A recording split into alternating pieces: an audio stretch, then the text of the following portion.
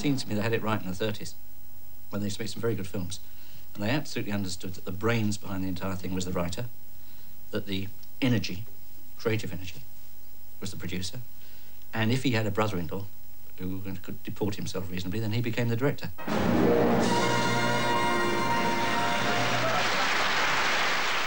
nominations for the best foreign film director are Monsieur Richard Attenborough, Ricardo de Attenbergi, Rick Artenberg, Richard Attenborough.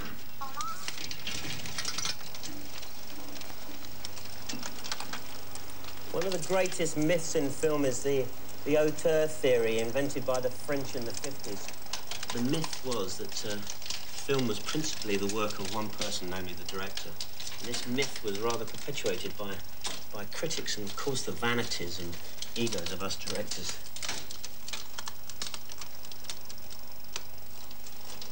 The auteur theory has been described as the art of making invisible the producer and the screenwriter and the cast and the cinematographer and the art director, editor, costume designer, composer. Not to mention 140 technicians, making a whole lot of them entirely disappear, including the projectionist.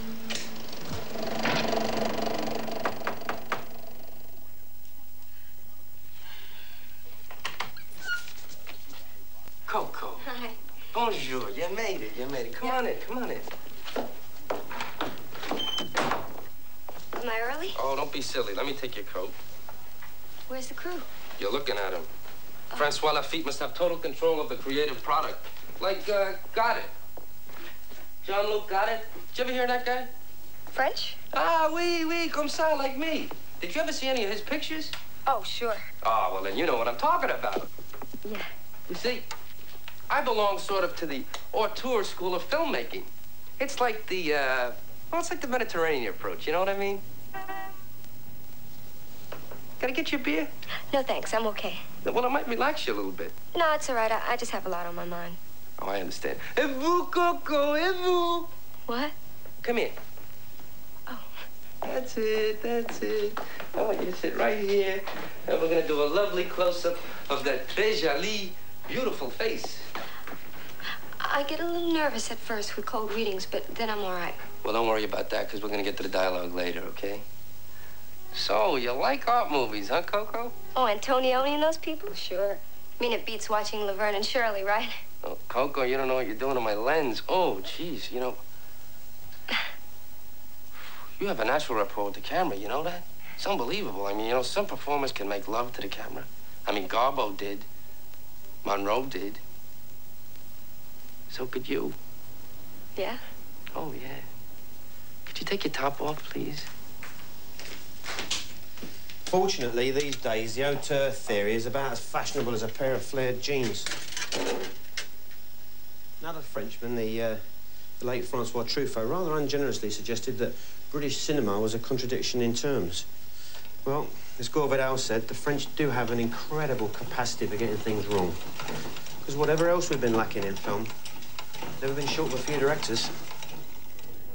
But almost all the members of the public now to clear, please. Clear the bridge, clear the area. We're going to go again. As soon as you can, everybody out, please. You're not doing anything. You're only lining up. Right. Oh, sorry. We must have more purpose. Hopefully we'll be having a go at this shot in about 10 to 15 minutes' time, folks. I know it takes a long time, but you can see the amount of preparation that we have to do. Anything's all right for me. All I ask of you is when we do it, don't let me down, okay? It takes a hell of a long time to set it up. And anybody wearing a watch, anybody wearing spectacles, steering the camera, we have to do it all over again. So please spare me that misery. By the way, we will be doing it. I think we should. We'll be doing this 20 times. I think it's fine. Don't worry. Oh, if it doesn't worry you, It gives you... if it doesn't worry you, then it's fine with me because it's fucking cold. Do not overact. Do not try and act. We've got some actors. We're paying them a fortune. Let them do it. Do not try and act.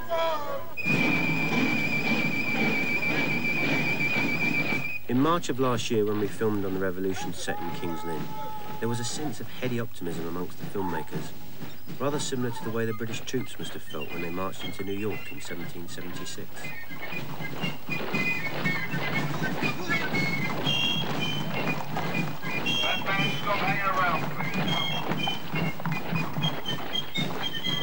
With the finest technical talent and equipment the British film industry could supply, how could they fail?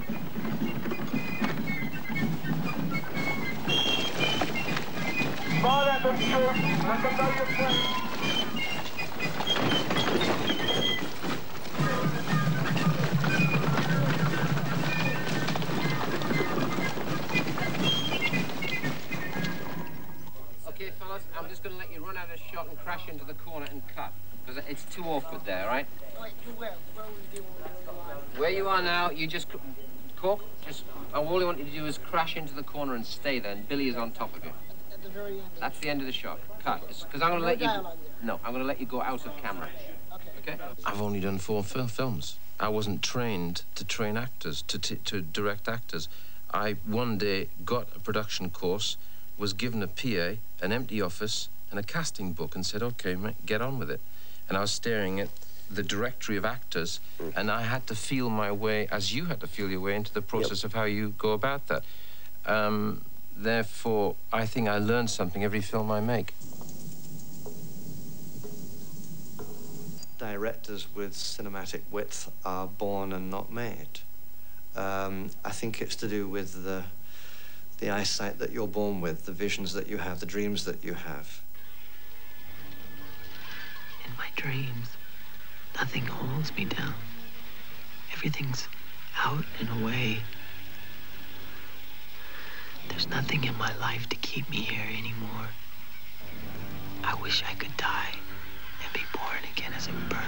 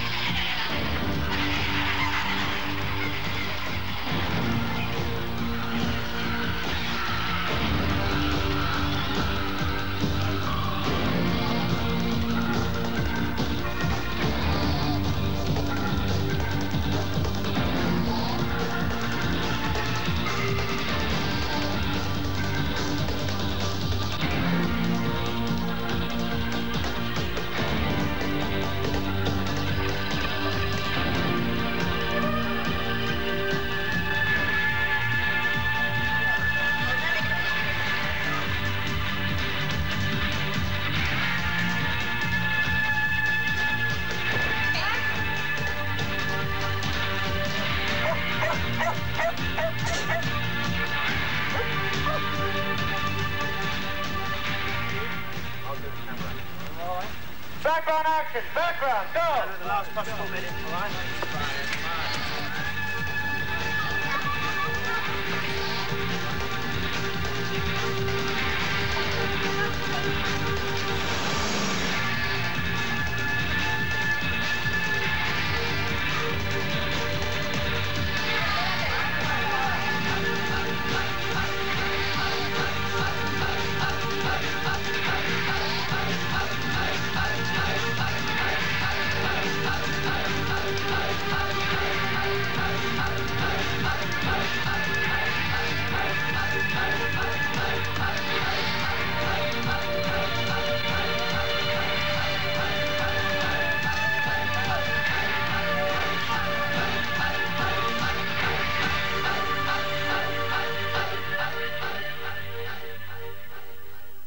According to the critic in the Financial Times, directors like Hugh Hudson, Ridley Scott and myself, because we came from commercials, he said it gave him an easy stick to beat us with. Well,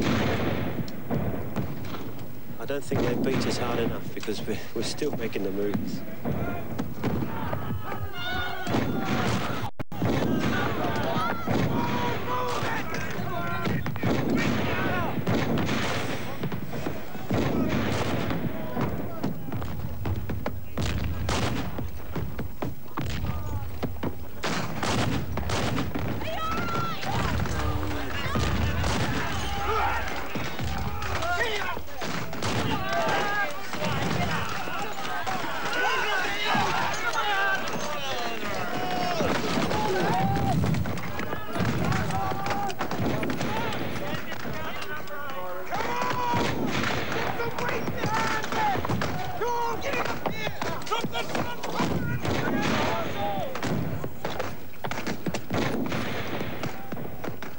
great example. Look at this landscape now. There's beautiful light across the landscape. David Lean will wait all day for one shot to get it. Because he'll then be criticised, or if I do it, I'm criticised for making a commercial, being influenced by advertising and beauty. Well, this is not advertising, it's how it is now as you look at it. I mean, just put your camera on it and look at it. Now, the dilemma is, do I wait and get it right like this now, perfect? Or do I make it not so attractive, not so nice? Doesn't make it any more valid because it's ugly, does it? No. But does it dramatically make it better if it's dark and miserable and there's wars going on? These are the Americans fighting the English, turning them out of their country. Is it more dramatic because it's beautiful? Is it more interesting? Or is it more interesting because it's dull and flat, the light? I would actually go for the light like this. That's what I would go for. If you were a painter, you would paint certainly in that light. If you look at the paintings of the great battle painters who painted Napoleon in his battles. Yeah. Now look at the light on that. Look at that sun. Now these are heroic paintings, of course. I mean, to show this man at his greatest achievement. It struck me that it was a world where one suspended all judgment in order to get the glossy finished product. So content was absolutely out the window. And so if one was fighting for a cinema of content, I was worried that training in advertising, where content in a sense doesn't exist, that this actually leads to a situation where there is no real centre, that one is prepared to be bought and sold, really. The day we arrived to film on the Revolution location in Devon, a giant camera crane had mysteriously tipped itself over a cliff. We just heard that this thing had gone off a cliff first thing this morning. In the early hours of the morning, it just sort of rolled off. Worth $250,000, $750,000? Quarter, sorry. Yeah, 700. Just sort of came up here in the morning and it was gone, sitting down there as you see it now. The word sabotage is used very frequently around this place. Everybody was saying it, but nobody was like sure it was true. It was actually down there or not. The shattered wreckage of the camera crane was a sad omen for Revolution. The film flopped. Sometimes cinematic width and good intentions are no substitute for a good script. I'm interested in entertaining and moving and making people in the cinema look up and go, oh, God, it's wonderful. And go out of the cinema with their heart beating and having had a fantastic evening. That's what I'm interested in. I couldn't care a fuck about any critics, frankly. Couldn't care less. My dear boy, your approach has been, if I may say so, a little too plebeian. You are the elite and are therefore expected to behave as such. What hasn't been realised is that there was a period in the early 70s where commercials were the only place an aspirant film director could become trained in his craft. Simple as that. In the 40s, it was documentaries. In the 50s, it was television. And by a combination of accidents, by the late 60s, early 70s, it had become commercials. I'm going to say goodbye. No, don't say goodbye. It sounds so permanent. It's only for a very short time. Look after yourself. I will. True, we learned our craft in 30-second bursts, but secretly we only dreamed of movies. Well, I did anyway. Bird's eye roast beef dinner for one. Roast beef, green potatoes, peas, and Yorkshire pudding. Especially handy for people who aren't used to being on their own.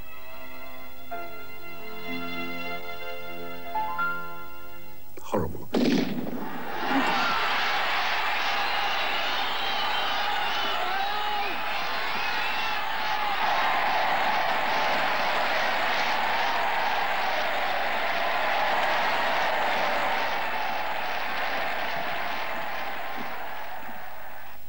I am a Cambridge man first and last.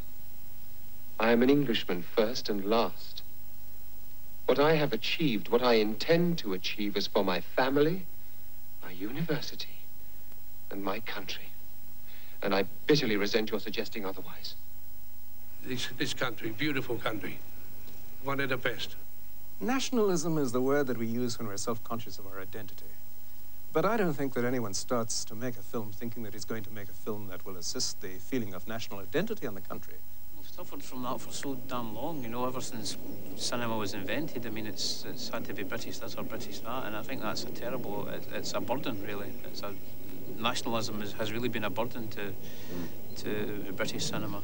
I don't know what a British film is. We've been colonialised by Hollywood for 50 years now, and it's very difficult to get out from under that. We share the same language, or we think we do, and that's been our trouble. If only we spoke a different language, if we spoke Czechoslovakian or Polish here, then a different sort of pride or a different proprietorial sense about our own film industry would come into it. We would be proud of the kind of subjects that we do, the kind of style that we have. We would be proud of our technical prowess, our way of telling stories in the cinema, which was quite separate from the Hollywood way. Hollywood is America's overseas empire, and I regret to say that I feel ashamed when I think of this country as an industrial colony. I don't feel colonised. I like Americans. They've been terrific to me. I wouldn't be in the film industry were it not for Americans. If I had to rely on British support, I'd be out sweeping roads. I think it's impossible to say what is a British film. I mean, whenever I asked about this, I quote Three Musketeers, which was a film whose producer had a Mexican passport, who was the honorary consul for Costa Rica in Switzerland. The company that employed me was from Liechtenstein. The company that produced the film in pre-production was French. It was a Spanish film when we made it. I found out afterwards that I probably made the best Panamanian film ever. And in the end, it qualified for British Academy Awards as a British film. So where did the money came from God knows where, and vanished God knows where. The cast were primarily American. The technicians were almost entirely British. I qualify as British, and the film was shot in Spain. All I know is that whenever one asked the producers about profits, they started speaking Russian. I have this feeling that our culture is squatted by America. Like the cruise missiles in Greener Column, you know, our cinema is squatted in a certain way. They're sort of cruise missiles within it. I see the Academy Awards really as cruise missiles.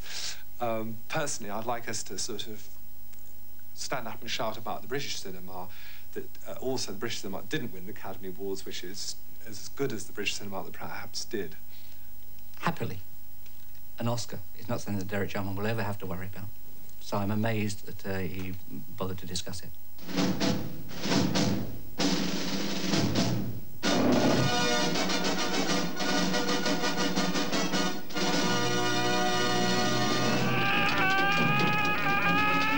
America, I suppose.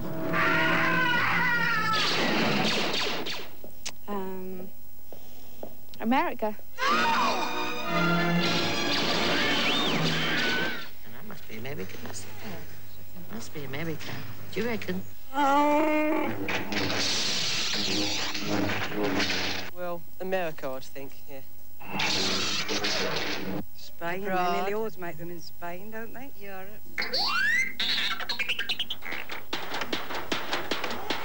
Believe it or not, Star Wars was made here at Elstree, as was Raiders of the Lost Ark and Indiana Jones and the Temple of Doom. Difficult as it may be to believe, Moby Dick was made on this funny pond here. And over here you've got this huge stage, which was built specially for Star Wars. We did Empire Strikes Back in there and Return of the Jedi and goodness knows what else. These boots were given to me as a present by the Elstree management because I complained that what a muddy dump it was here. I mean, can you imagine? I mean, if you're an American, would you leave your jacuzzi in sunny California and come here to Elstree? But believe it or not, Americans have been coming here for years. What are you so griped about? Would you be so kind as to speak the King's English? Buster, I've got a parrot talks better English than you do. Are you ready up there, please? No? Come on, here we go. We're launching up, Governor! Let's go, lads. Right, come on, John. What do you think, we're f***ing professional or something? They're all coming back here, aren't they? All the Americans are coming back here to make films. They know this is the place to make films. I don't care what anybody said. I mean, even Steven Spielberg, he came over yesterday and to see the sets, and, you know, he came up personally and said to me, you know, absolutely terrific, Bill, you know. So I think they really do appreciate the quality they get over here. Some members of the British film industry don't make the gossip columns or win CBEs or Academy Awards or even get documentaries made about them. I've built sets on Oz, Midnight Express, pictures like Star Wars, Alien, The Empire Strikes Back, Raiders of the Lost Ark, Chicago, 2001, Goodbye, Mr. Chips, Return of the Jedi, Never Say Never, and The Temple of Doom.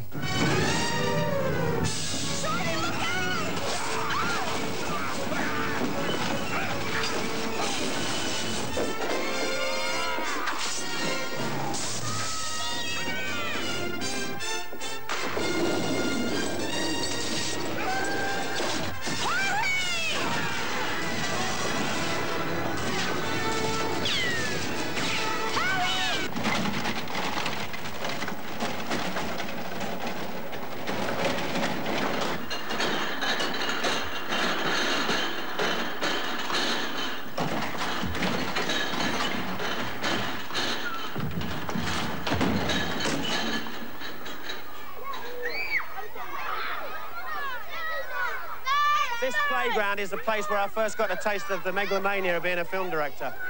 We'd just been to see Sign of the Pagan with Jack Palance at the Odeon round the corner, where he played Attila the Hun. And I remember coming back and dividing the whole playground up into Huns at one end and Romans at the other end. And we simulated the sacking of Rome by charging across the playground, and the poor old second years had to defend the lavatories at the end.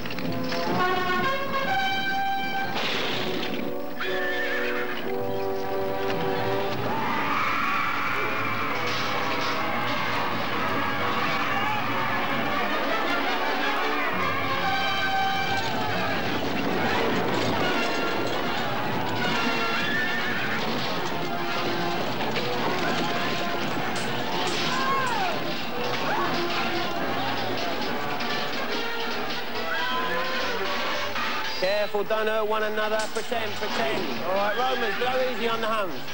No rough stuff, all right? You're just pretending. Hi, mister. Are you the one in charge? Listen, are you director? Yeah, I am. Yeah. Listen, go easy, everybody. Can I talk to you, please? In a minute. Can I talk to you now? Looking at my shot, all right? I don't Come understand. here. Just go and join the other kids. Here. What is it? Look, can you come? Look, over here a minute. Yeah. Wouldn't it be better if you put some of the Romans slightly behind I a could bit? do, yeah, but I don't Look, want to... listen, look, come here. What? Look, you know your cameras? Yep. Wouldn't it be better if you put them, look, on the top, on the roof? You can see all the battle going in. It'd be much But better. they look like ants. I don't see it like that. They I've never won't seen look them. like ants. I don't want it like If you that. put them down here, you just see their feet, innit? But if I'm- Put them up there, and But- you see everything. It's not going to be up there because no one says it's going to be up there. Why should it be up there? What's the point of it being up It's there? going to be much better, innit? But it ain't going to be like that because that's how I want it. Look, you all right? put it up there. I don't want to do it up there. I want to do it when I want to do it. Battle, All right? then, Go wouldn't away. you? Look, do you know who I am? No, I don't know, and I don't care. Well, you should know, all right? Because it's my film. Un film de, OK? So buzz off. You're getting on my bloody nerves.